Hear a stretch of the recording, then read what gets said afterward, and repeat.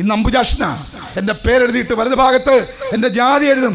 പൊലയൻ പറയുന്നു, നിങ്ങൾ ആരെങ്കിലും ഒരു വെള്ള തൊപ്പിതാ, അത് ഞാൻ തലയിലോട്ട് വെക്കാം, എന്നിട്ട് ഞാൻ ലാ ഇലാഹ ഇല്ലല്ലാഹ് മുഹമ്മദ് റസൂലുള്ളാഹ് എന്ന കലിമ ചൊല്ലാം. പിന്നെ അംബുജാക്ഷനെ പുലയ എന്ന് വിളിക്കാൻ ആർക്കെങ്കിലും ധൈര്യമുണ്ടോ ഈ രാജ്യത്ത്? ഇത് നീതിയുടെ, സമത്വത്തിൻ്റെ ഒരു മതമാണ്. ഞാൻ ഇപ്പോൾ മാറുന്നോ എന്നതല്ല പ്രശ്നം. ഞാൻ പറഞ്ഞത്, മുസ്ലിമായി മാറിയാൽ അവനെ പിന്നെ ജാതി പറഞ്ഞ് മാറ്റാൻ പറ്റില്ല. അതുകൊണ്ട് കേരളത്തിലും ഇന്ത്യയിലും ആയിരക്കണക്കിന് അടിമകളെ ഇസ്ലാം മോചിപ്പിച്ചു. അവനെ മതപണ്ഡിതനാക്കി മാറ്റി, അവരെ സ്വതന്ത്രരാക്കി മാറ്റി, അവന് സ്വത്ത് കൊടുത്തു. അത് ലോക സമൂഹമായി മാറി. പ്രശ്നം ഇത്രയേ ഉള്ളൂ, ഞങ്ങൾ അടിമകളാക്കി പണിയെടുപ്പിച്ച് അടിച്ചമർത്തി കൊല്ലാങ്കൊലം ചെയ്തുകൊണ്ടിരുന്ന ഒരാൾക്കാരെ നിങ്ങൾ എന്തിനു മോചിപ്പിച്ചു?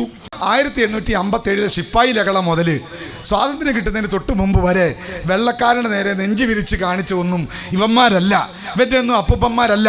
വെള്ളക്കാരന് മുമ്പിൽ ഇരുമാറ് കാട്ടിയ, രക്തസാക്ഷികളാകാൻ തീരുമാനിച്ച, ആയിരക്കണക്കിന് രക്തസാക്ഷികളെ സമ്മാനിച്ച ഒരു സമുദായമാണ് ഇന്ത്യൻ മുസ്ലിങ്ങൾ.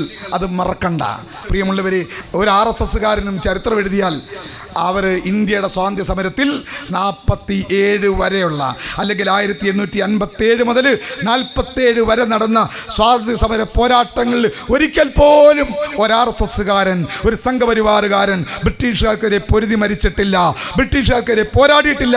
നേരെ മറിച്ച് അവൻ്റെയൊക്കെ നേതാക്കന്മാർ, സവർക്കറൊക്കെ പോർട്ട് ബ്ലെയറിൽ അവിടെ ആൻഡമാൻ നിക്കോബാറിലേക്ക് നാടുകടത്തിയപ്പോൾ അവിടെ കിടന്നുകൊണ്ട് വൈസ്രോയ്ക്ക് മാപ്പ് എഴുതി കൊടുത്ത് 6 പ്രാവശ്യം മാപ്പ് എഴുതി കൊടുത്ത് രാജ്യത്ത് ഒട്ടിക്കൊടുത്തവരാണ് സംഘപരിവാറുകാർ. അവരാണിപ്പോൾ ഈ രാജ്യത്ത് മുസ്ലിം വിരുദ്ധത പറയുന്നത്, മുസ്ലിങ്ങളെ കൈകാര്യം ചെയ്യുമെന്ന് പറയുന്നത്. അതുകൊണ്ട് അവർ തന്നെ പറയുന്നതനുസരിച്ച് ഹിന്ദുത്വ എന്ന് പറഞ്ഞ വീര സവർക്കറുടെ പുസ്തകമുണ്ടല്ലോ, 1923 പ്രസിദ്ധീകരിച്ചു. 1910 എഴുതി തുടങ്ങി. ആ പുസ്തകത്തിൻ്റെ 10, 11, 12 പേജുകൾക്കകത്ത് വീര സവർക്കർ തന്നെ എഴുതി വെച്ചിട്ടുണ്ട് ഹിന്ദുത്വ പുസ്തകം. എന്താ? ഞങ്ങൾ വിശുദ്ധ രക്തമുള്ളവരാണ്, ശുദ്ധരക്തമുള്ള ആര്യന്മാർ. ഇന്ത്യക്കാരായിട്ടുള്ള ഈ കർമ്മന്മാരും ദ്രാവിഡരും അല്ല, ഞങ്ങൾ ശുദ്ധരക്തമുള്ള ആര്യന്മാരാണ്. ഞങ്ങൾ വിദേശത്തുനിന്ന് ആര്യന്മാർ മധ്യേഷ്യയിൽ നിന്ന്, യൂറോഷ്യയിൽ നിന്ന് വന്നവരാണ്. ഞങ്ങൾ വന്നിട്ട് വിവരമില്ലാത്ത ഇന്ത്യക്കാരായ ദസ്യുക്കളെയും ദാസന്മാരെയും അസുരന്മാരെയും ഒക്കെ ഞങ്ങൾ പരിഷ്കരിച്ചു. പിന്നീട് അവരുടെ മേൽ ഞങ്ങൾ അധികാരം സ്ഥാപിച്ചു. അവർ പറയുന്ന കാര്യമാണ്. അതുകൊണ്ട് ഈ വരേണ്യവർഗം എന്ന് പറയുന്ന ആര്യന്മാർ വന്ന കോലത്തിൽ നിൽക്കുക. ഇപ്പോഴും ഇവിടെയുള്ള മനുഷ്യരെ തൊടുകയില്ല, കല്യാണം കഴിക്കുകയില്ല.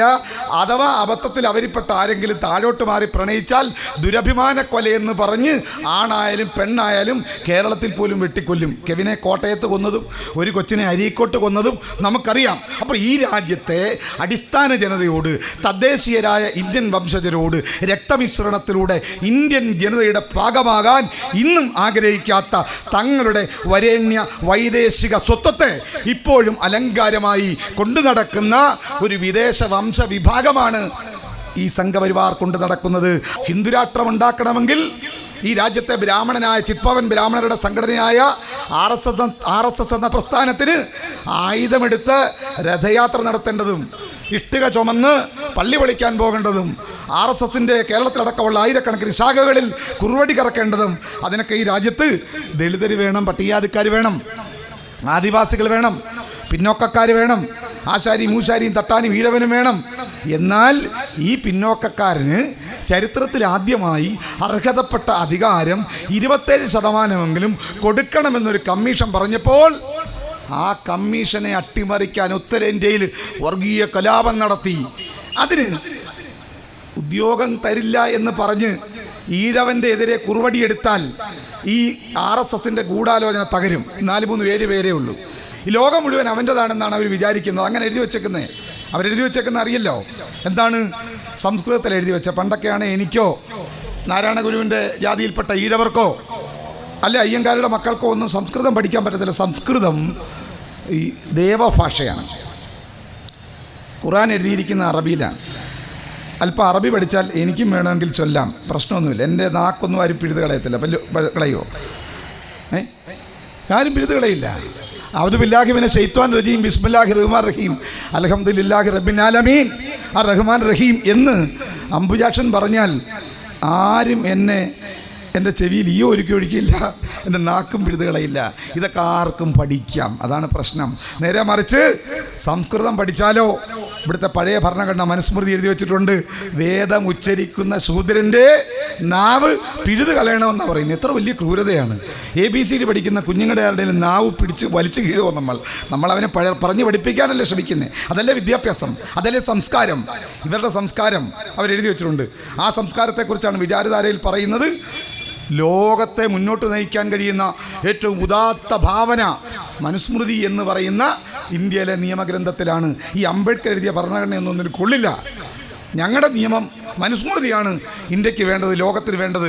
വിചാരധാരയ്ക്കകത്ത് ഗോൾവാൾക്കർ പറഞ്ഞതാണ്, വേദം കേൾക്കുന്ന ശൂദ്രൻ്റെ കാതിൽ ഈയമുരുക്കി ഒഴിക്കണം. എന്തിനാണ്? ഇച്ചിരി പച്ചവെള്ളം ഒഴിച്ചാൽ പോരെ? പച്ചവെള്ളം ഒഴിച്ചാൽ പോരാ, പച്ചവെള്ളം തിളപ്പിക്കാൻ 100 ഡിഗ്രി മതി. ഈയമാണെങ്കിൽ 200 ഡിഗ്രിക്ക് മുകളിൽ ചൂടുണ്ടെങ്കിലേ ഈയം ഉരുകത്തുള്ളൂ. എന്നിട്ട് മനുസ്മൃതി 10-ാം അധ്യായത്തിൽ എഴുതി വെച്ചിരിക്കുകയാണ്, ഈയത്തോടു കൂടി ഉരുക്കും ചേർക്കണം. അരക്കും ഈയവും കൂടി ചേർത്തിട്ട് ഈ വേദം ABCD എങ്ങാനും നഴ്സറി സ്കൂളിൻ്റെ മുമ്പിലൂടെ ഈഴവനോ അല്ലെ നായർ പോലും പോയാൽ അവൻ്റെ കാതിൽ ഉരുക്കി ഒഴിച്ചു കൊടുക്കണം എന്നാണ് എഴുതി വെച്ചിരിക്കുന്നത്. അപ്പം ഇതായിരുന്നു. പഠിക്കാൻ പറ്റുകയില്ല, അറിവ് പറ്റുകയില്ല. ആ അറിവ് നിഷേധിച്ചു ഈ വലിയ അത്തരത്തിലുള്ള ചാതുർവർണ്ണ്യം. അങ്ങനെ നിഷേധിക്കപ്പെട്ട ഈ രാജ്യത്തെ പിന്നോക്കക്കാരന്, ഈഴവരാതി പിന്നോക്കക്കാരന് കുമാരനാശാൻ പാടിയിട്ടില്ലേ ഇവിടെ? തൊട്ടുകൂടാത്തവർ തീണ്ടിക്കൂടാത്തവർ ദൃഷ്ടിയിൽപ്പെട്ടാലും ദോഷമുള്ളവർ കാണാൻ പോലും പറ്റില്ല. തമിഴ്നാട്ടിലേക്ക് പോകൂ. ഈ അടുത്ത കാലത്ത് ഒരു വലിയ മതിൽ ഇടിഞ്ഞു പൊളിഞ്ഞു വീണു. ഒരുപാട് ദളിതർ ചത്തു. എന്താ കാര്യം? ദളിതരെ ഞങ്ങൾക്ക് കാണണ്ട, കണ്ടാൽ ദൃഷ്ടിയിൽപ്പെട്ടാലും ദോഷമുള്ളവരെന്ന് അന്ന് കുമാരനാശാൻ എഴുതി ഇസ്ലാമിൻ്റെ വിശുദ്ധ പ്രഖ്യാപനം നടത്താൻ പ്രവാചകൻ തീരുമാനിക്കുന്ന ഒരു സന്ദർഭം. അതിന് അബൂബക്കർ സിദ്ദീഖിനെ പോലെയുള്ള ആൾക്കാരുണ്ട്. അങ്ങനെയുള്ള ആൾക്കാരുള്ളപ്പോഴും തിരഞ്ഞെടുത്തത് അവരെ ആരുമല്ല. പ്രവാചകൻ തിരഞ്ഞെടുത്തത് ദലിതനായ എൻ്റെയൊക്കെ വംശത്തിൽപ്പെട്ട ബിലാലിനെയാണ്, എൻ്റെ മൂത്താപ്പയാണ്. ബിലാലിനെയാണ് തിരഞ്ഞെടുത്തത്. അതുകൊണ്ട് ആ ബിലാൽ പ്രവാചക തിരുമേനി തോള് കൊടുത്തിട്ട് അതിൽ ചവിട്ടി വിശുദ്ധ കവാലയത്തിൻ്റെ മുകളിൽ കയറി ലോകത്തോട് വലിയൊരു ആദർശത്തിൻ്റെ പ്രഖ്യാപനം നടത്തുന്നത് കറുത്തവനാണ്, ദളിതനാണ്, അവർണനാണ്. അവർണന്മാരെ ചരിത്രത്തിൻ്റെ ഉന്നതമായ സ്ഥാനങ്ങളിലേക്ക് എതിരേറ്റുകൊണ്ടുവരുന്ന മാനവീയതയുടെ സംസ്കാരം അത് ചാതുർവർണ്ണ്യമല്ല. ചാതുർവർണ്ണ്യം പറയുന്നത് ഞാൻ മുമ്പേ പറഞ്ഞ തുടരുത് പിടിക്കരുതെന്നൊക്കെയാണ്. ഇതങ്ങനെയല്ല. അത് പറയുന്നുണ്ട്. വിശുദ്ധ ഖുർആനിലെ എന്നെ ആകർഷിച്ചൊരു വാക്യമുണ്ട്, മുസ്ലിങ്ങളോട് എന്താണ് ഈ ദളിതർ ഇത്ര ചേർന്ന് നിൽക്കുന്നത് എന്നും ഈ മുസ്ലിങ്ങളോട് ഇത്രത്തോളം വെറുപ്പ് ഇന്ത്യയിലെ RSSകാർക്ക് എന്താണെന്നും ഉള്ളതിൻ്റെ ഉത്തരം ഈ വാക്യത്തിനകത്തുണ്ട്. ഭൂമിയിൽ അടിച്ചമർത്തപ്പെട്ടവരെ അനുഗ്രഹിക്കാനും അവരെ മണ്ണിൻ്റെ അനന്തരാവകാശികളാക്കാനും ഉദ്ദേശിക്കുന്നു. അടിച്ചമർത്തപ്പെട്ടവരെയാണ് കൂടുതൽ അനുഗ്രഹിക്കുക. അവർക്കാണ് ഈ ലോകത്തിൻ്റെ അനന്തരാവകാശികളാകാനുള്ള യോഗ്യത എന്ന് വിശുദ്ധവാക്യം പറയുന്നുവെങ്കിൽ, ആസാദിനെ പോലുള്ള ആൾക്കാർ ചരിത്രത്തിൽ അങ്ങനെ വരുന്നുവെങ്കിൽ അതിന് ചില കാരണങ്ങളുണ്ട്. പ്രിയമുള്ളവരെ, ഇന്ന് ഒരു പക്ഷേ ആദ്യം അവർ കൈകാര്യം ചെയ്യുന്നത് മുസ്ലിങ്ങളെയാണെന്ന കാര്യത്തിൽ തർക്കമില്ല. കാരണം ഒന്നാമത്തെ ശത്രുവിനെ വേണമല്ലോ. ആദ്യം ഒരു വലിയ തടസ്സം മുമ്പിലുണ്ടെങ്കിൽ നമ്മൾ ആദ്യം അതാണ് മാറ്റുക. അതങ്ങ് മാറ്റിയാൽ പിന്നെ ചെറിയ തടസ്സങ്ങൾ താനേ പൊക്കൊള്ളും എന്നൊരു നിയമമുണ്ട്. അതുകൊണ്ട് മുസ്ലിങ്ങൾ ഏറ്റവും വലിയ തടസ്സമാണ്. അതിന് ചില കാരണങ്ങളൊക്കെ ഉണ്ട്. ഇന്ത്യൻ മുസ്ലിങ്ങൾ ഇങ്ങനെ ഏറ്റവും വലിയ തടസ്സമായി പോയതിൻ്റെ കാരണം വേറൊന്നുമല്ല. മുസ്ലിങ്ങൾക്ക് ഒരു കുഴപ്പമുണ്ട്. എന്താ കാര്യം? ഇവിടെ ഇന്ത്യയിലേക്ക് വിദേശ ശത്രുക്കൾ എന്ന് പറയാവുന്ന അല്ലെ വിദേശികൾ വന്നപ്പോൾ അവരെയൊക്കെ നേരിടാൻ ഇന്ത്യക്കാർക്ക് കഴിഞ്ഞില്ല. എന്താ കാര്യം? എല്ലാവർക്കും ഇവിടെ ആരോഗ്യമുള്ള ദളിതരുണ്ട്, പിന്നോക്കക്കാരുണ്ട്. പക്ഷേ ക്ഷത്രിയന് മാത്രമേ ആയുധം എടുക്കാൻ പറ്റുള്ളൂ, അവരാകട്ടെ കുറച്ചേ ഉള്ളൂ. അപ്പോൾ ഭൂരിപക്ഷം വരുന്ന കരുത്തുള്ള അധ്വാനിക്കുന്നവന് ആയുധം എടുക്കാൻ പറ്റില്ലെന്ന് ചാതുർവർണ്ണ്യം പറഞ്ഞു, ജാതിവ്യവസ്ഥ പറഞ്ഞു. അതുകൊണ്ട് ജാതിവ്യവസ്ഥ ഇന്ത്യ കണ്ട ഏറ്റവും വലിയ രാജ്യദ്രോഹമാണ്. അതുകൊണ്ട് സ്വാതന്ത്ര്യം പോയി. 800 വർഷക്കാലം മുഗളന്മാർ ഭരിച്ച രാജ്യമല്ലേ ഇത്? അന്നെങ്ങാനും മുഗളന്മാർ അക്ബർ ചക്രവർത്തിയോ ഔറംഗസീബോ വല്ലതും അവർ NRC കൊണ്ടുവന്ന് എല്ലാവരും മുസ്ലിങ്ങളാകണമെന്ന് വിചാരിച്ചായിരുന്നെങ്കിൽ ഈ മോഡിയും വല്ലതും വന്ന് ഇപ്പോൾ ഒരു NRC കൊണ്ടുവരത്തില്ല, ഒരു CAA കൊണ്ടുവരത്തില്ല. ഇസ്ലാം അങ്ങനെയുള്ളൊരു മതമല്ല. 800 വർഷം ഭരിച്ചിട്ടും ഇന്നും മുസ്ലിങ്ങൾ ഇന്ത്യ ന്യൂനപക്ഷമാണ്. നിങ്ങൾ ആലോചിച്ച് നോക്കൂ. മോഡിയെ പോലെ ആയിരുന്നെങ്കിലോ അമിത്ഷായെ പോലെ ആയിരുന്നെങ്കിലോ? അതല്ല. മുസ്ലിം ഭരണാധികാരികൾ ഈ രാജ്യത്തോട് നീതി പുലർത്തി. അവരുടെ മതം അടിച്ചേൽപ്പിച്ചില്ല.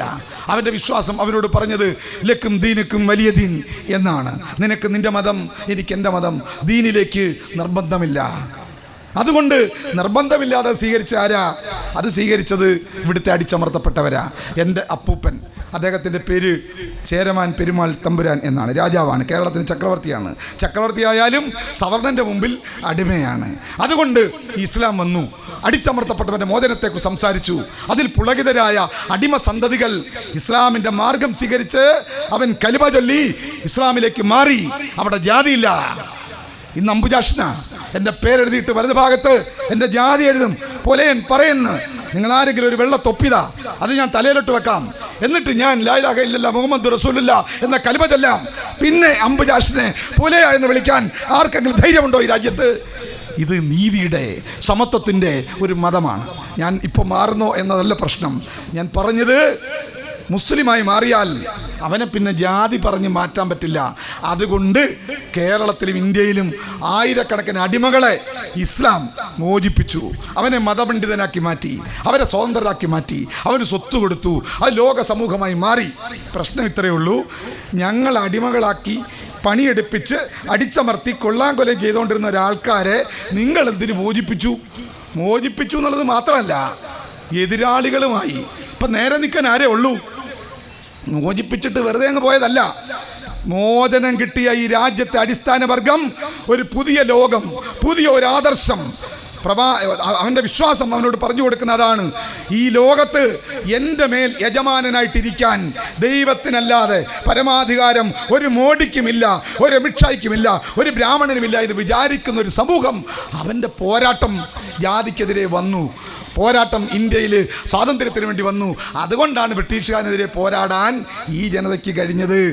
ഈ കേരളത്തിലും വാര്യംകുന്നത്ത് കുഞ്ഞഹമ്മദ് ഖാജിയും അതേപോലെ അങ്ങനെയുള്ള വിപ്ലവകാരികൾ ഈ കേരളത്തിൽ കുഞ്ഞാലിമരക്കാരടക്കമുള്ളവർ ബ്രിട്ടീഷുകാർക്കെതിരെയുള്ള പോരാട്ടത്തിൽ മുന്നിൽ നിൽക്കുന്നത്.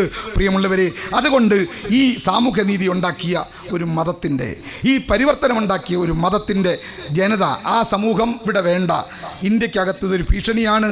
പക്ഷേ ഇന്ത്യയുടെ ജനാധിപത്യം അപകടത്തിലായപ്പോൾ ഇന്ത്യയെമ്പാടും ഇന്ന് എഴുന്നേറ്റ് നിന്ന് സംഘടിതരായി വന്നു നിൽക്കുന്ന ഒരു സമൂഹം എന്ന നിലയിൽ ഇന്ത്യൻ മുസ്ലിങ്ങൾ നിർവഹിക്കുന്നത് ഏറ്റവും വലിയ രാജ്യസ്നേഹമാണ്. ഈ രാജ്യത്തോട് കൂറുള്ള, ഇവിടെ ജനിച്ചു വളർന്ന, അതുകൊണ്ടാണ് മതപണ്ഡിതന്മാർ പ്രഖ്യാപിച്ചത്, ഇവിടെ ജനിച്ചു എങ്കിൽ ഞങ്ങൾ ഇവിടെ മരിക്കും. ആസാദിനെ പോലുള്ള ആൾക്കാർ അന്ന് പറഞ്ഞു. പാകിസ്ഥാൻ ഉണ്ടായപ്പോൾ പോലും അങ്ങോട്ട് പോയില്ല, ഇന്ത്യക്കകത്ത് നിന്നു. ഈ രാജ്യത്തിനോടൊപ്പം ഈ നാടിൻ്റെ ഭാഷയ്ക്ക്, ഈ നാടിൻ്റെ സംസ്കാരത്തിന്, ഈ നാടിൻ്റെ സാഹിത്യത്തിന്, ഈ നാടിൻ്റെ വസ്ത്രധാരണത്തിന്, ഈ നാടിൻ്റെ ആഹാരത്തിൻ്റെ ഭക്ഷണത്തിൻ്റെ രുചിഭേദങ്ങൾക്ക് എല്ലാം സംഭാവന ചെയ്ത ഒരു സമുദായമാണ് മുസ്ലിം സമുദായം. ആ സമുദായത്തെ വെട്ടിമുറിക്കാൻ ആരും നോക്കി നിൽക്കുക, ഞങ്ങളെപ്പോലുള്ള ആരും നോക്കി നിൽക്കുകയില്ല. ഈ സമുദായത്തോടൊപ്പം ഉണ്ടാകും. ഇന്ന് ഞാൻ, നാളെ നീ. ഇന്ന് മുസ്ലിങ്ങളെ കൈകാര്യം ചെയ്തു കഴിഞ്ഞാൽ നാളെ മറ്റുള്ളവർക്കെതിരെ വരും. ക്രിസ്ത്യാനിക്കെതിരെയും ദളിതർക്കെതിരെയും ആദിവാസികൾക്കെതിരെയും എല്ലാവർക്കെതിരെ വരുമെന്നുള്ള കാര്യത്തിൽ തർക്കമില്ല. കുറച്ച് കൂടുതൽ വൈരാഗ്യം മുസ്ലിങ്ങളോട് ഉണ്ട്. അത് ഇവിടുത്തെ സവർണനുമുണ്ട്, അവിടെ വെള്ളക്കാരനുമുണ്ട്, അവിടെ ഇസ്രായേലി ജൂതന്മാർക്കുണ്ട്. അത്തരം തെമ്മാടിത്തരങ്ങളൊന്നും അംഗീകരിച്ചു കൊടുക്കാത്തൊരു ആദർശമാണല്ലോ ഇത്.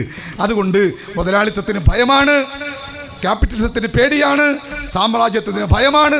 ആ സാമ്രാജ്യത്തിനെതിരെയുള്ള അന്തർദേശീയ പോരാട്ടത്തിന്, ജനാധിപത്യ പോരാട്ടങ്ങളുടെ മുമ്പിൽ ഇസ്ലാമുണ്ട്. ഇസ്ലാമിൻ്റെ വിശുദ്ധ പ്രഖ്യാപനം നടത്താൻ പ്രവാചകൻ തീരുമാനിക്കുന്ന ഒരു സന്ദർഭം, അതിന് അബൂബക്കർ സിദ്ദീഖിനെ പോലെയുള്ള ആൾക്കാരുണ്ട്. അങ്ങനെയുള്ള ആൾക്കാരുള്ളപ്പോഴും തിരഞ്ഞെടുത്തത് അവരെ ആരുമല്ല. പ്രവാചകൻ തിരഞ്ഞെടുത്തത് ദലിതനായ എൻ്റെയൊക്കെ വംശത്തിൽപ്പെട്ട ബിലാലിനെയാണ്, എൻ്റെ മൂത്താപ്പയാണ്. ബിലാലിനെയാണ് തിരഞ്ഞെടുത്തത്. അതുകൊണ്ട് ആ ബിലാൽ പ്രവാചക തിരുമേനി തോള് കൊടുത്തിട്ട് അതിൽ ചവിട്ടി വിശുദ്ധ കവാലയത്തിൻ്റെ മുകളിൽ കയറി ലോകത്തോട് വലിയൊരു ആദർശത്തിൻ്റെ പ്രഖ്യാപനം നടത്തുന്നത് കറുത്തവനാണ്, ദളിതനാണ്, അവർണനാണ്. അവർണന്മാരെ ചരിത്രത്തിൻ്റെ ഉന്നതമായ സ്ഥാനങ്ങളിലേക്ക് എതിരേറ്റു കൊണ്ടുവരുന്ന മാനവീയതയുടെ സംസ്കാരം അത് ചാതുർണ്യമല്ല. ചാതുർണ്യം പറയുന്നത് ഞാൻ മുമ്പേ പറഞ്ഞ തുടരുത്, പിടിക്കരുതെന്നൊക്കെയാണ്. ഇതങ്ങനെയല്ല. അത് പറയുന്നുണ്ട് വിശുദ്ധ ഖുർആനിൽ. എന്നെ ആകർഷിച്ചൊരു വാക്യമുണ്ട്, മുസ്ലിങ്ങളോട് എന്താണ് ഈ ദളിതർ ഇത്ര ചേർന്ന് നിൽക്കുന്നത് എന്നും, ഈ മുസ്ലിങ്ങളോട് ഇത്രത്തോളം വെറുപ്പ് ഇന്ത്യയിലെ RSSകാർക്ക് എന്താണെന്നും ഉള്ളതിൻ്റെ ഉത്തരം ഈ വാക്യത്തിനകത്തുമുണ്ട്. ഭൂമിയിൽ അടിച്ചമർത്തപ്പെട്ടവരെ അനുഗ്രഹിക്കാനും അവരെ മണ്ണിൻ്റെ അനന്തരാവകാശികളാക്കാനും ഉദ്ദേശിക്കുന്നു. അടിച്ചമർത്തപ്പെട്ടവരെയാണ് കൂടുതൽ അനുഗ്രഹിക്കുക. കൂടുതൽ അനുഗ്രഹിക്കുക. അവർക്കാണ് ഈ ലോകത്തിൻ്റെ അനന്തരാവകാശികളാകാനുള്ള യോഗ്യത എന്ന് വിശുദ്ധവാക്യം പറയുന്നുവെങ്കിൽ, ആസാദിനെ പോലുള്ള ആൾക്കാർ ചരിത്രത്തിൽ അങ്ങനെ വരുന്നുവെങ്കിൽ അതിന് ചില കാരണങ്ങളുണ്ട്. പ്രിയമുള്ളവരെ, ഇന്ത്യ ഇന്ന് ഉണർന്നു കഴിഞ്ഞിരിക്കുന്നു. നരേന്ദ്രമോദി JNUവിലെ വിദ്യാർത്ഥികളെയും അലിഗഡിലെ വിദ്യാർത്ഥികളെയും ജാമിയയിലെ വിദ്യാർത്ഥികളെയും ഒക്കെ ഉപദേശിക്കാനും മാത്രം വല്ല ബോധവും വിവരവും വല്ലവും ഈ നരേന്ദ്രമോദിക്കോ അമിത്ഷായ്ക്കോ വല്ലതും ഉണ്ടോ? കുറുവടി കറക്കിയ പാഠങ്ങളൊന്നും പറഞ്ഞു കൊടുത്താൽ RSSൻ്റെ കവാത്ത് നടത്തി, അല്ലെ അവിടെ പോയി ഡ്രില്ല് നടത്തി, അതിൻ്റെ അഭ്യാസങ്ങൾ, ചിലരെയൊക്കെ കൊന്നു, ഗർഭിണി സ്ത്രീകളെ പോലും അധികാരത്തിൽ ഇരുന്നുകൊണ്ട് ഗുജറാത്തിൽ കുത്തിക്കൊന്നതിൻ്റെ, കൊലപാതകത്തിൻ്റെ, അക്രമത്തിൻ്റെ പാഠങ്ങളൊന്നും ഇന്ത്യയുടെ വിദ്യാർത്ഥി സമൂഹം നിങ്ങളീന്ന് പഠിക്കാൻ ആഗ്രഹിക്കുന്നില്ല. അതുകൊണ്ടാണ് അവർ ചോദിച്ചു, ഞങ്ങൾക്ക് അറിവുണ്ടോ ഇല്ലയോ എന്നുള്ളതിന് ഞങ്ങളുടെ ക്രെഡൻഷ്യൽസ് ഉണ്ട്, സർട്ടിഫിക്കറ്റുകൾ സാക്ഷ്യപ്പെടുത്താനുണ്ട്, PhD സർട്ടിഫിക്കറ്റ് തരാം. മോഡിയോട് അവർ പറഞ്ഞതാണ്, MPhil വേണോ, MA വേണോ, PhD വേണോ? ഞങ്ങളെക്കാൾ ബോധമുണ്ടെങ്കിൽ നിങ്ങളൊരു കാര്യം ചെയ്യും, നിങ്ങളുടെ കയ്യിൽ എനിക്ക് സർട്ടിഫിക്കറ്റ് ഒന്ന് കാണിച്ചു തരൂ എന്നാണ് നരേന്ദ്രമോദിയോട് ചോദിക്കുന്നത്. നരേന്ദ്രമോദി ഏത് സർട്ടിഫിക്കറ്റ് കാണിക്കും? എവിടെയാണ് മോഡിയുടെ സർട്ടിഫിക്കറ്റ്? ആ സബ്ജക്റ്റിൻ്റെയൊക്കെ പേര് കേട്ടാൽ നമ്മൾ തോന്നും, എന്താണ് മാസ്റ്റർ ഓഫ് ഓൾ ഡിഗ്രീസ് എന്നൊക്കെയാണ് പറയുന്നത്. അത്രത്തോളം വലിയ മണ്ടത്തരം. സ്കൂളിൽ 1ാം ക്ലാസ് മുതൽ 2ാം ക്ലാസ്സിലൊക്കെ പഠിച്ച കുട്ടികൾ പോലും അങ്ങനെ ഒരു മാസ്റ്റർ ബിരുദം ഉണ്ടെന്ന് പറയത്തില്ല. പക്ഷെ മോഡിയുടെ ബിരുദം മാസ്റ്റർ ഓഫ് ഓൾ സയൻസ് എന്നാണ്. ഫിസിക്സിലും കെമിസ്ട്രിയിലും എല്ലാത്തിലും, സോഷ്യോളജിയിലും പൊളിറ്റിക്കൽ സയൻസിലും എല്ലാം ഒരേ സമയം ഒറ്റ ബിരുദം മേടിച്ച ആളാണ് പോലും.